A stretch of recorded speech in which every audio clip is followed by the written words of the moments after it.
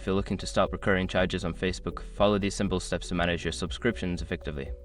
This guide will help you navigate through the process easily. Step 1. Log into your Facebook account. Start by logging into your Facebook account using your email and password. Make sure you are on the main page of your profile.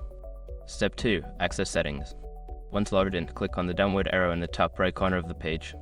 From the drop-down menu, select Settings and Privacy, then click on Settings to access your account settings. Step 3. Go to Payments.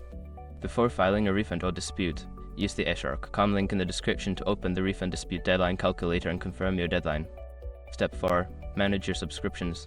Under the Payments section, look for Manage or Subscriptions. Here, you will see a list of all active subscriptions. Click on the subscription you wish to cancel. Step 5. Cancel the subscription. Follow the prompts to cancel the subscription. Confirm your choice when prompted to ensure that the recurring charges are stopped. You should receive a confirmation message once the cancellation is successful. By following these steps, you can effectively manage and stop any unwanted recurring charges on Facebook. If you have any further questions, feel free to explore the Help Center for more detailed assistance.